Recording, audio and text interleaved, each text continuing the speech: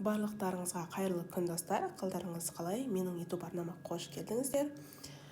Бүгін біз сіздермен articles, яғни өте көп адам шатастыратын тақырыптардың бірі маңызды деп санадым. Сол үшін сіздермен бөліскім келді.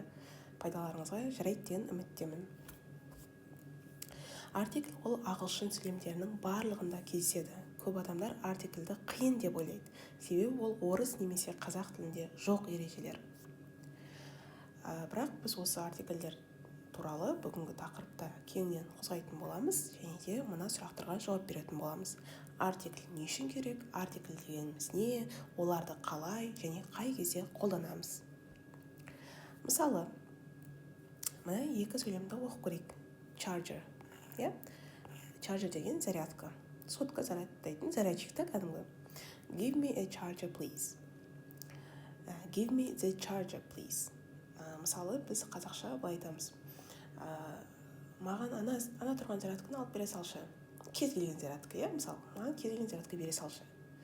Бірақ сіз маған менің зарядкамды алып берші деп айтсаңыз, give me the charger, please болады. Яғни менің деп нақты белгілі белгілі затты айтсаңыз, онда the-ні қолданасыз. Яғни the ол бізде анықталған артикль.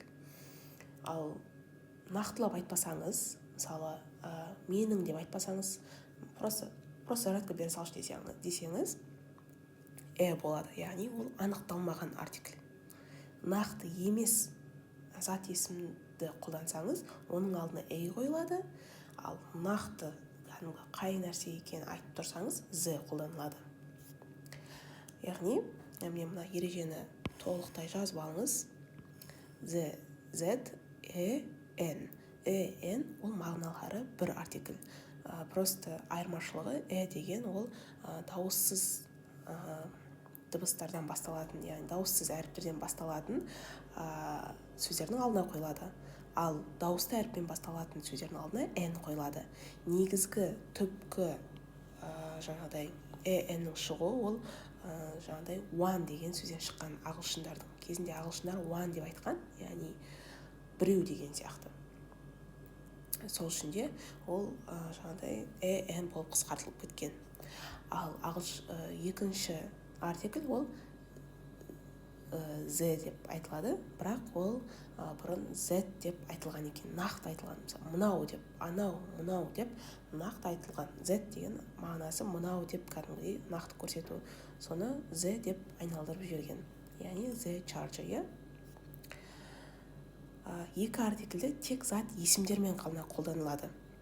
Яғни I have a car, the car is fast. Яғни біз басқа сын есім, тағы да басқа есімдердің алдына, біз басқа сөздердің алдына қоя алмаймыз, тек қана зат есімдердің алдына қолданамыз. Мысалы, мына жерде I have a car, менің машинам бар.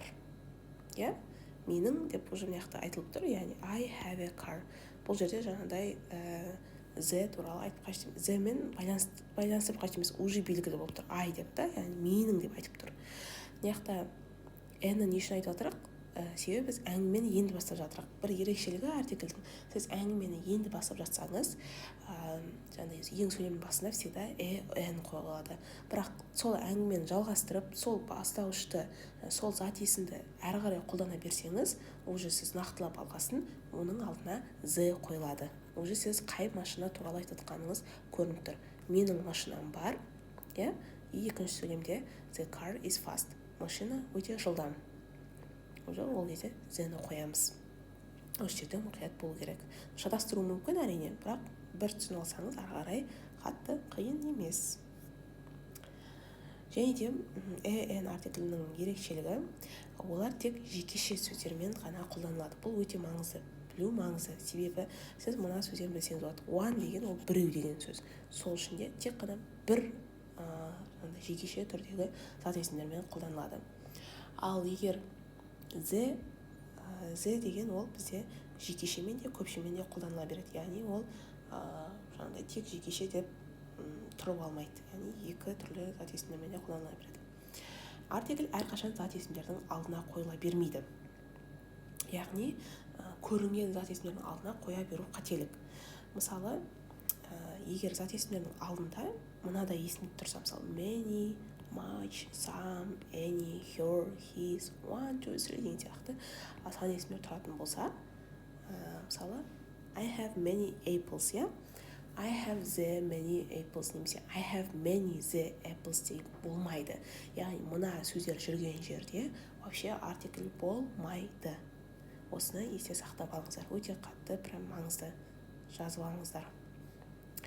Енді осы артикль тақырыбы осымен ең негізгі деген нәрселерді айттым. Әрине ережелер жалпы бар, оны алдағы уақытта тағы бөле жатармын. Бірақ бұл ең негізгі, әрбір адам, әрбір оқушы, ағылшын тілін үйреніп жүрген білу керек маңызды ережелер. Барлықтарыңызға сәттілік тілеймін. Сау болыңыздар.